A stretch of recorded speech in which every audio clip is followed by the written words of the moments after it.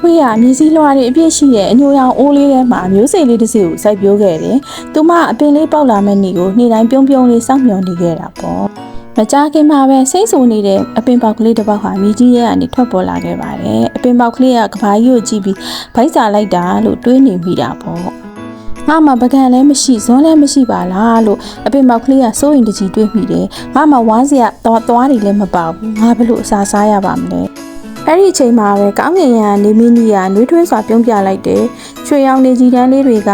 ပင်မောက်ကလေးရဲ့အစိမ်းရောင်အရွက်ကလေးတွေပေါ်ကိုဖြာချလာခဲ့တယ်။ဒါဟာဟင်းချက်ဖို့အတွက်ပထမဆုံးပါဝင်ပစ္စည်းဖြစ်တဲ့နေအောင်ကြီးပဲဖြစ်ပါတယ်။ဖွေးဖွေးကရေကရားလေးကိုကိုင်းပြီးမြေကြီးထဲကိုရေလောင်းပေးလိုက်တယ်။အပင်မောက်ကလေးရဲ့အမြင့်ကလေးတွေကပိုက်နဲ့စုပ်တယ်လို့ရေတွေကိုအားရပါရတောက်လိုက်ကြတယ်။ဒါကဒုတိယမြောက်ပါဝင်ပစ္စည်းဖြစ်တဲ့ရေပဲပေါ့။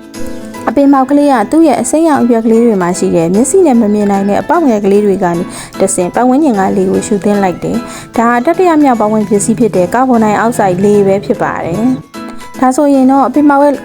ကလေးရဲ့အရွက်ကလေးတွေထဲမှာမှော်ဆန်နဲ့မီးပို့ကြောင်လေးစတင်လုပ်ပါပြီ။နေအောင်ကြီးရေနဲ့လေတွေအားလုံးဟာအရွက်ကလေးထဲမှာရောနှောပြီးတော့ချက်ပြုတ်ခြင်းလုပ်ငန်းကိုစတင်နေကြပါပြီ။ဝါအပင်မောက်ကလေးကတကြားလို့ခေါ်တဲ့ချိုမဲပြီးအာရင်ပြေးသွားတဲ့ဂလူးကို့စ်အစားအစာကိုချက်လုပ်နိုင်လိုက်ပါပြီ။သူဟာအာရင်တွေပြေးသွားပြီးရမ်းကိုပျော်ရွှင်သွားတာပေါ့။အပင်မောက်ကလေးကအစာချက်နေတော့မှပဲဖွေးဖွေးအတွက်အရန်ကောင်းတဲ့လက်ဆောင်တစ်ခုကိုပြန်ပေးလိုက်တယ်။အဲ့ဒါကတော့ဖွေးဖွေးရှူဖို့အတွက်လက်ဆက်တဲ့အောက်ဆီဂျင်လေကောင်းလေသန့်တွေပါပဲ။